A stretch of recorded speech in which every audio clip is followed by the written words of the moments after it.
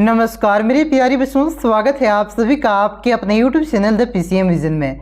प्यारी बच्चों, आज के इस वीडियो में हम लोग क्लास 12 ज्योग्राफी जिसका एग्जाम 28 मार्च को होने वाला है उसके टॉप 35 प्रश्नों को देखेंगे, जो कि आप सभी के बोर्ड एग्जाम की दृष्टि से काफ़ी ज़्यादा इंपॉर्टेंट है और ये प्रश्न 28 मार्च को आने की ज़्यादा से ज़्यादा संभावना है। तो वीडियो पे आप लोग अंत तक बने रहें और चैनल पे पहली बार आएँ तो चैनल को सब्सक्राइब जरूर करें, क्योंकि इस चैनल के माध्यम से आप लोग क्लास 12 आर्ट्स के प्रत्येक सब्जेक्ट की तैयारी फ्री में कर सकते हैं। साथ ही साथ अभी मैं और भी सब्जेक्ट का वीडियो अपलोड करने वाला हूं, तो चैनल को सब्सक्राइब करके आप लोग बेल आइकन को प्रेस जरूर कीजिएगा। तो चलिए शुरू करते हैं और देख लेते हैं एक एक करके पूरे 3500 प्रश्न को।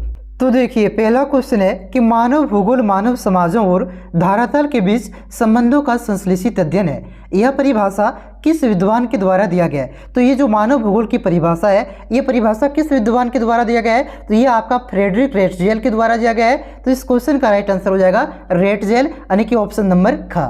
देखिए, रेटजेल को आपका मानव भूगोल का जनक भी कहा जाता है, तो इसे भी आप लोग ध्यान रखिएगा। ये क्वेश्चन बार बार बोर्ड एग्जाम में पूछा जाता है कि मानव भूगोल का जनक किससे कहा जाता है, तो याद रखिएगा किससे कहा जाता है, रेटजेल को। उसके बाद देखिए, अगला क्वेश्चन है कि नवनिश्चयवाद की संकल्पना किनके द्वारा प्रस्तुत की गई है? तो जो आपका नवनिश्चयवाद की संकल्पना है, ये आपका ग्रिफिथ टेलर के द्वारा प्रस्तुत किया गया है। तो इस क्वेश्चन का राइट आंसर ऑप्शन नंबर का हो जाएगा। देखिए, जो आपका नवनिश्चयवाद है, इसका और दो नाम है। पहला नाम क्या है, रुको और जाओ निश्चयवाद, और दूसरा नाम क्या है आपका, वैज्ञानिक निश्चयवाद। तो इनमें से कुछ भी आपका नाम दे दे कि रुको और जाओ निश्चयवाद का संकल्पना किनके द्वारा प्रस्तुत किया गया है, तो याद रखिएगा इसका भी आंसर क्या हो जाएगा, ग्रिफिथ टेलर हो जाएगा। ठीक है। उसके बाद देखिए, अगला क्वेश्चन है कि जनसंख्या की दृष्टि से विश्व का दूसरा सबसे बड़ा देश कौन है? तो विश्व का दूसरा सबसे बड़ा देश कौन है? तो ये हमारा भारत है जनसंख्या की दृष्टि से। और जनसंख्या की दृष्टि से विश्व का पहला बड़ा देश कौन है? तो ये है आपका चीन, पहला नंबर में चीन,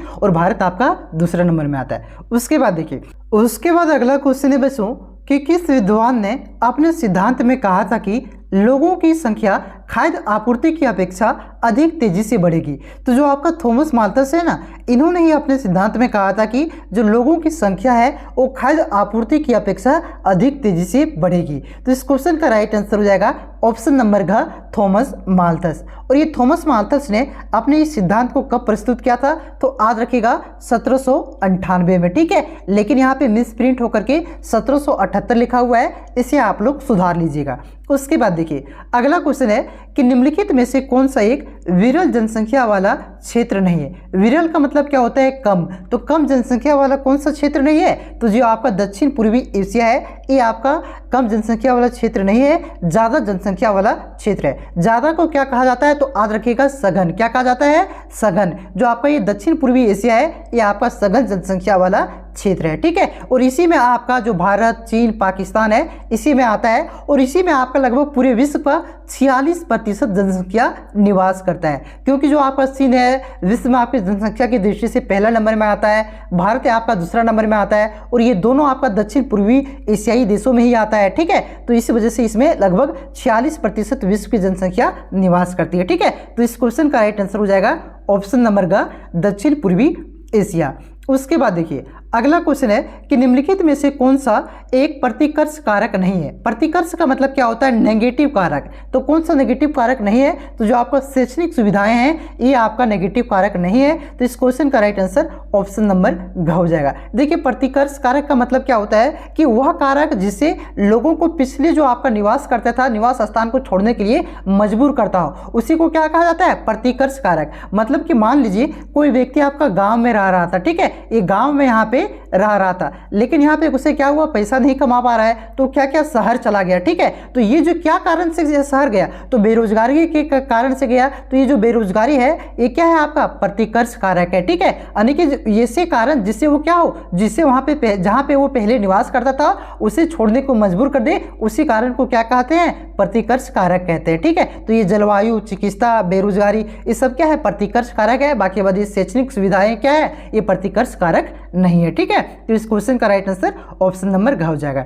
उसके बाद देखिए, अगला क्वेश्चन है कि निम्नलिखित में से किस आयु वर्ग के लोग को कार्यशील जनसंख्या कहते हैं, यानी कि कार्य करने वाले लोगों की उम्र क्या होती है, तो ये आपका 15 से लेकर के 59 होता है। 59 के बाद क्या होता है, लोग तो रिटायर कर जाते हैं, पेंशन लेने लगते हैं, और 15 से पहले अगर 15 से कम उम्र के बच्चों को अगर आप हटाइएगा कहीं पे भी तो आप पर केस हो जाएगा। देखिए होटल वोटल में लिखा हुआ रहता है, ठीक है। तो ये आपका क्या हो जाएगा, 15 से लेकर के 59 वायु वर्ग, ये आपका क्या है, कार्यशील जनसंख्या, ठीक है। ऑप्शन नंबर ख इसका करेक्ट आंसर हो जाएगा। उसके बाद देखिए अगला क्वेश्चन है आपका कि भारत में साक्षरता दर निर्धारण हेतु कितने वर्ष से अधिक वायु की वाली जनसंख्या को शामिल किया जाता है। तो जो आपका 7 वर्ष है ना, 7 वर्ष से अधिक वायु वाली जनसंख्या को ही साक्षरता दर के निर्धारण में शामिल किया जाता है, ठीक है। तो ऑप्शन नंबर ग इसका करेक्ट आंसर हो जाएगा। कहने का मतलब ये हुआ कि जो 7 वर्ष से कम उम्र के बच्चे होते हैं, इसे साक्षरता दर की जब निकाला जाता है तब इसकी जनसंख्या को शामिल नहीं किया जाता, ठीक है। 7 साल से ज़्यादा वाले लोगों को ही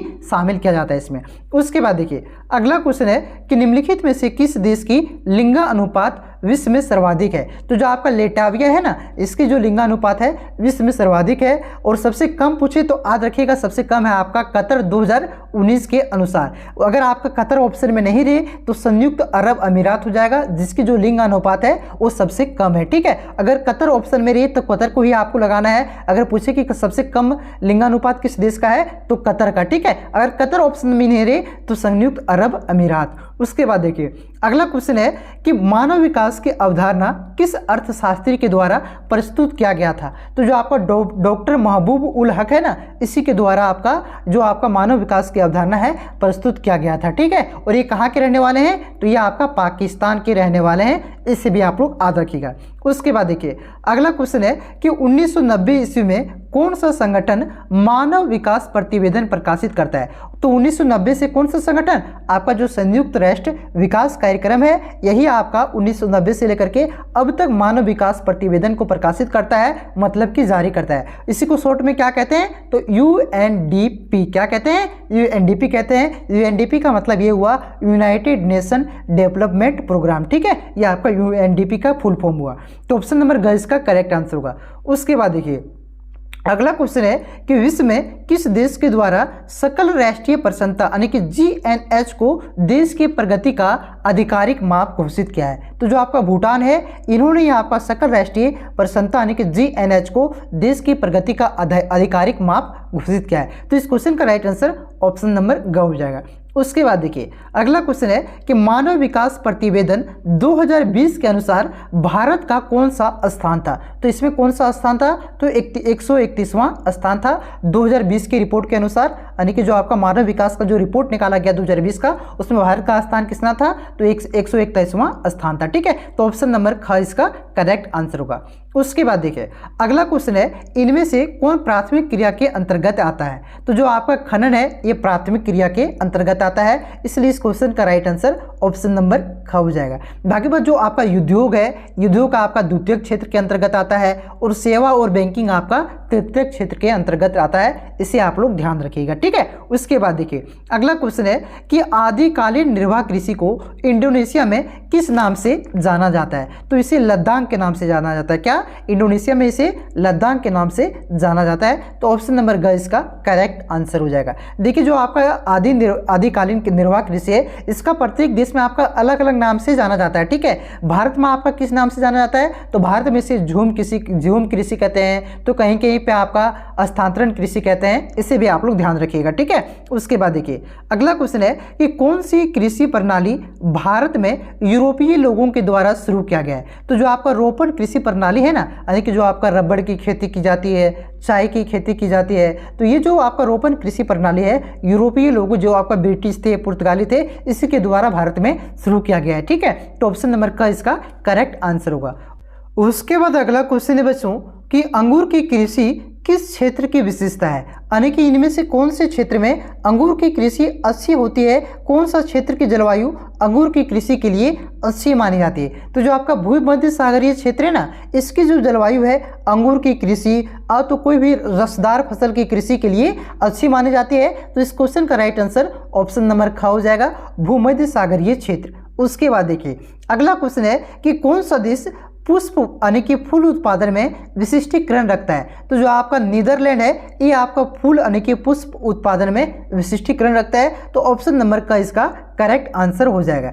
उसके बाद नेक्स्ट क्वेश्चन है कि सामूहिक कृषि को सोवियत संघ में किस नाम से जाना जाता है। तो जो आपका सामूहिक कृषि है इसे सोवियत संघ में कोल खगोज नाम से जाना जाता है। देखिए यहाँ पे कोल खोज लिखा हुआ है तो इसको आपको सुधार लेना है, यहाँ पे क्या होगा कोल खगोज, ठीक है, खगोज इस नाम से आपका जाना जाता है, कोल खगोज नाम से, ठीक है। लेकिन यहाँ पे कोल खोज लिखा है तो इसे आप लोग सुधार लीजिएगा, कोल खगोज नाम से जाना जाता है, ठीक है। तो अकॉर्डिंग टू ऑप्शन आपका इस क्वेश्चन का राइट ऑप्शन नंबर 1 होना चाहिए। उसके बाद देखिए अगला क्वेश्चन है आपका कि फूलों की कृषि को क्या कहते हैं। तो जो आपके फूलों की कृषि है बच्चों इसे फ्लोरिकल्चर कहा जाता है। तो इस क्वेश्चन का राइट आंसर ऑप्शन नंबर घ होगा। उसके बाद देखिए अगला क्वेश्चन है कि निम्नलिखित में से कौन रोपण फसल नहीं है। तो जो आपका कॉफी है, हाँ ये आपका रोपण फसल है, गन्ना भी आपका रोपण फसल है, गेहूं आपका रोपण फसल नहीं है, ये आपका क्या है विस्तृत वाणिज्य अनाज फसल का एक उदाहरण है, ठीक है। तो इस क्वेश्चन का राइट आंसर हो जाएगा ऑप्शन नंबर ग, गेहूं आपका रोपण फसल नहीं है। बाकी बात रबड़, गन्ना, कॉफी, केला, चाय ये सब क्या है रोपण फसल का एक उदाहरण है, ठीक है। उसके बाद देखिए उसके बाद अगला क्वेश्चन है बच्चों कि निम्नलिखित में से कौन एक एकल कृषि नहीं है। तो देखिए एकल कृषि का मतलब क्या होता है, ऐसे कृषि जिसमें एक ही फसल का उत्पादन किया जाता हो उसी को क्या कहते हैं एकल कृषि कहते हैं। तो देखिए पहला ऑप्शन है डायरी कृषि। तो डायरी कृषि आपका एक एकल कृषि है, इसमें सिर्फ आपका दूध का उत्पादन किया जाता है। उसके बाद है आपका दो ऑप्शन नंबर ख में मिश्रित कृषि। देखिए नाम से ही पता चल रहा है मिश्रित कृषि में क्या होता है दो या दो से अधिक फसलों का उत्पादन किया जाता है। तो ये आपका एकल कृषि नहीं है इसमें, क्योंकि एक से अधिक फसल का उत्पादन किया जा रहा है, ठीक है। तो इस क्वेश्चन का राइट आंसर ऑप्शन नंबर ख हो जाएगा। बाकी में देखिए आपका रोपण कृषि में क्या होता है, इसमें एक ही फसल को बड़ी मात्रा में उगाया जाता है, जैसे केला का खेती हो गया हो, गन्ना का खेती हो, चाय का खेती हो या कॉफी का खेती, ये सभी आपका क्या है रोपण कृषि का एक उदाहरण है। उसके बाद देखिए वाणिज्य अनाज कृषि, इसमें भी आपका क्या होता है एक ही फसल का उत्पादन किया जाता है, ठीक है। तो इस क्वेश्चन का राइट आंसर हो जाएगा मिश्रित कृषि, इसमें दो या दो से अधिक फसल का उत्पादन किया जाता है। तो ऑप्शन नंबर ख हो जाएगा राइट आंसर। उसके बाद देखिए अगला क्वेश्चन है कि विनिर्माण का शाब्दिक अर्थ क्या है। तो जो आपका विनिर्माण का शाब्दिक अर्थ है बच्चों, ये हाथ से बनाना विनिर्माण का शाब्दिक अर्थ है। लेकिन विनिर्माण में भी आपका देखा जाए तो मशीन से भी उत्पादन किया जाने लगा है, तकनीक से भी उत्पादन किया जाने लगा है, ठीक है। लेकिन इसका जो शाब्दिक अर्थ होता है ये हाथ से बनाना इसका शाब्दिक अर्थ होता है। इस क्वेश्चन का राइट आंसर ऑप्शन नंबर ख हो जाएगा। उसके बाद देखिए अगला क्वेश्चन है कि किस प्रकार के उद्योग सामान्यतः प्रदूषण नहीं फैलाते हैं। तो जो आपका स्वच्छ संद उद्योग है बच्चों, इसमें ये आपका प्रदूषण नहीं फैलाते हैं। इसमें क्या होता है कि 3-4 प्रकार के कल पुर्जे मिला करके एक वस्तु का निर्माण किया जाता है, ठीक है। मतलब मान के चलते हैं यहाँ से ये नट बोल्टू ले आए हैं, यहाँ से ये ले आए हैं और सभी को मिला करके एक तरह से देखिए साइकिल का जितना भी पार्ट होता है ना, तो क्या होता है जो आपका मार्केट में मतलब एक बड़ा सा फैक्ट्री में साइकिल को लाया जाता है, ठीक है। सारा कल पुर्जा के टायर को, आपका सीट को, रिम को, तार को, और वहां पे सभी को मिला करके साइकिल बनाया जाता है। तो ये आपका किसका एग्जांपल हो गया, तो स्वच्छ छंद उद्योग का एग्जांपल हो गया। इससे कोई भी प्रदूषण नहीं फैलता है, ठीक है। तो ऑप्शन नंबर का इसका करेक्ट आंसर होगा। उसके बाद देखिए अगला क्वेश्चन है कि कौन सा उद्योग की सबसे छोटी इकाई है। तो जो आपका कुटीर उद्योग है ना, ये उद्योग की सबसे छोटी इकाई है। तो ऑप्शन नंबर का इसका करेक्ट आंसर होगा। उसके बाद देखिए अगला क्वेश्चन है कि जर्मनी का रूर क्षेत्र किस लिए प्रसिद्ध है। तो जो आपका जर्मनी का रूर क्षेत्र है ये कोयला के लिए प्रसिद्ध है। तो इस क्वेश्चन का राइट आंसर ऑप्शन नंबर ख हो जाएगा। देखिए जो आपका भारत का जो है वो छोटा नागपुर पठार है, यानी कि हमारा झारखंड है, ये भारत का रूर क्षेत्र कहलाता है। क्यों कहलाता है, क्योंकि हमारे झारखंड में भी भारी मात्रा में कोयला मिलता है, इस वजह से इसे भारत का रूर क्षेत्र भी कहा जाता है, ठीक है। उसके बाद देखिए उसके बाद अगला क्वेश्चन है कि निम्नलिखित में से किस अर्थव्यवस्था में उत्पादन का स्वामित्व व्यक्तिगत होता है। स्वामित्व का मतलब यहाँ पे क्या हुआ, मालिक। तो उत्पादन का मालिक व्यक्तिगत होता है, तो ऐसा किसमें होता है, ऐसा आपका पूंजीवादी अर्थव्यवस्था में होता है। तो ऑप्शन नंबर का इसका करेक्ट आंसर होगा।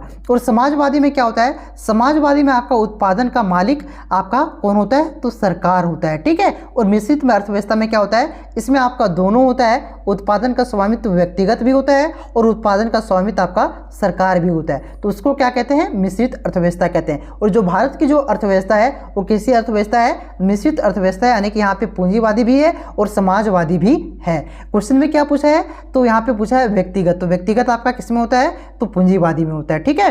अगर यहाँ पे दे दे कि किसमें सरकार होता है तो याद रखिएगा समाजवादी में, ठीक है। तो ऑप्शन नंबर का इसका करेक्ट आंसर होगा। उसके बाद देखिए अगला क्वेश्चन है कि निम्नलिखित में से कौन सा एक जोड़ा सही से मिलित है। यहाँ पे आपका 4 ऑप्शन है और 4 जोड़ा है, इनमें से कौन सा जोड़ा है, कौन सा मेल यहाँ पे सही है, तो आपसे पूछा जा रहा है। तो देखिए जो ऑप्शन नंबर घ में आपका दिया हुआ है लो इस्पात उद्योग पिट्सबर्ग, ये जोड़ा आपका सही है, क्योंकि जो आपका पिट्सबर्ग है ये लो इस्पात उद्योग के लिए प्रसिद्ध है और पिट्सबर्ग को आपका जंग का कटोरा भी कहा जाता है, इसे भी आप लोग याद रखिएगा, ठीक है। तो इस क्वेश्चन का राइट आंसर ऑप्शन नंबर घ हो जाएगा। उसके बाद देखिए अगला क्वेश्चन है कि निम्नलिखित में से कौन सा उद्योग अन्य उद्योग के लिए कच्चे माल का उत्पादन करता है। तो जो आपका आधारभूत उद्योग होता है ना, ये आपका कच्चे माल का उत्पादन करता है। आधारभूत उद्योग का मतलब क्या हुआ, एग्जाम्पल से समझिए। जिसे आपका लो इस्पात उद्योग है, लो इस्पात उद्योग क्या करता है, ये लोहा बनाता है। अब लोहा बना करके क्या करता है, ये दूसरे कंपनी को बेचता है, जो लोहा से क्या बनाता है, आपका गाड़ी बनाया तो आपका दूसरा मशीन बनाया, तो ये क्या हुआ, लोहा उस जो आपका गाड़ी मशीन बना रहा है, लोहा उसके लिए यहाँ पे क्या काम कर रहा है, तो कच्चे माल का काम कर रहा है ना। तो जो आपका आधारभूत उद्योग होता है ना, वो क्या करता है, दूसरे उद्योग के लिए कच्चे माल का उत्पादन करता है। और लो इस्पात उद्योग जो है आपका, ये क्या है, आधारभूत उद्योग का एग्जाम्पल है, ठीक है। तो इस क्वेश्चन का राइट आंसर ऑप्शन नंबर ग हो जाएगा। देखिए वही क्वेश्चन है आपका अगला कि किस उद्योग को आधारभूत उद्योग भी कहा जाता है। तो अभी बताएं, लो इस्पात उद्योग को आधारभूत उद्योग भी कहा जाता है, क्योंकि लोहा का उत्पादन के बाद क्या करते हैं, दूसरे कंपनी वाले यानी कि दूसरे उद्योग वाले इसका कच्चे माल के रूप में प्रयोग करते हैं और इससे गाड़ी बनाते हैं, मशीन बनाते हैं, तरह तरह की वस्तु बनाते हैं। क्या, चलिए आते हैं अगले क्वेश्चन की ओर। अगला क्वेश्चन है कि किस क्षेत्र को जंग का कटोरा कहते हैं। तो ये मैंने आपको बता दिया, पहले भी कुछ देर पहले बताया था कि जो आपका पिट्सबर्ग क्षेत्र है इसे जंग का कटोरा भी कहा जाता है, ठीक है। तो इस क्वेश्चन का राइट आंसर ऑप्शन नंबर क हो जाएगा। उसके बाद देखिए अगला क्वेश्चन है कि पंपास क्षेत्र का संबंध निम्नलिखित में से किस फसल से है। यानी कि जो आपका पंपास क्षेत्र है ये घास का मैदान है, ठीक है। ये घास का मैदान में इनमें से कौन सा फसल का सर्वाधिक अच्छा से उत्पादन होता है। तो जो आपका गेहूं है बच्चों, ये गेहूं का उत्पादन आपका पंपास क्षेत्र में अच्छा से होता है और ये आपका पंपास क्षेत्र का संबंध गेहूं से है, ठीक है। देखिए पंपास क्षेत्र आपका कौन से ये देश में स्थित है, तो आप लोग याद रखिएगा ये जो पंपास घास का मैदान है आपका, ये दक्षिण अमेरिका के अर्जेंटीना, कहाँ पे, दक्षिण अमेरिका के अर्जेंटीना में ये स्थित है और ये यहाँ पे गेहूं का अच्छा खासा उत्पादन होता है, ये पंपास क्षेत्र में, यानी कि पंपास के घास के मैदान में। उसके बाद देखिए अगला क्वेश्चन है कि नगरीय क्षेत्र कहलाने के लिए कम से कम कितने प्रतिशत पुरुष श्रमिक गैर कृषि कार्यों में संलग्न होना चाहिए। यानी कि अगर किसी भी क्षेत्र को शहर कहलाना है तो उसे कम से कम कितना प्रतिशत वहाँ की जो पुरुष जनसंख्या है उसको गैर कृषि कार्य यानी कि किसी दूसरे काम में, कृषि को छोड़ करके दूसरे कार्य में संलग्नित होना चाहिए, दूसरे काम को करना चाहिए, तब वो उस क्षेत्र को क्या कहेंगे, आपका नगरीय क्षेत्र कहेंगे। तो कम से कम 75% व्यक्ति को कितना, अगर मान लेते कोई भी शहर है, कोई भी जगह है, वहाँ पे अगर कम से कम 75 व्यक्ति कोई दूसरा काम करता है, यानी कि कृषि को छोड़ करके कोई दूसरा काम करता है, तभी उस क्षेत्र को हम लोग नगरीय क्षेत्र कहेंगे, ठीक है। तो यहाँ पे 75% इसका करेक्ट आंसर होगा। उसके बाद देखिए अगला क्वेश्चन है कि निम्नलिखित में से कौन सांस्कृतिक नगर का उदाहरण है। देखिए सांस्कृतिक नगर किसे कहते हैं, तो सांस्कृतिक नगर आपका उसे कहते हैं जहाँ पे, वैसे नगर जहाँ पे धार्मिक प्रभाव कुछ अच्छा खासा हो, मतलब धार्मिक मान्यता की दृष्टि से वे काफ़ी अथाह हो, ठीक है। जिस तरह से हमारा बनारस हिंदू धर्म के लिए काफ़ी ज़्यादा प्रसिद्ध है, ठीक है। तो इसी तरह के जो आपका शहर होते हैं उसी को आपका सांस्कृतिक नगर कहा जाता है। तो ऑप्शन के अनुसार जो आपका है जेरूसलम, जेरूसलम आपका क्या है, एक सांस्कृतिक नगर है, यह आपका विभिन्न धर्मों के लिए प्रसिद्ध है, ठीक है, जेरूसलम, ठीक है। ईसाई धर्म के लिए आपका है, सिख धर्म के लिए, सिख नहीं सिर्फ ईसाई धर्म के लिए प्रसिद्ध है। तो जेरूसलम आपका एक सांस्कृतिक नगर है।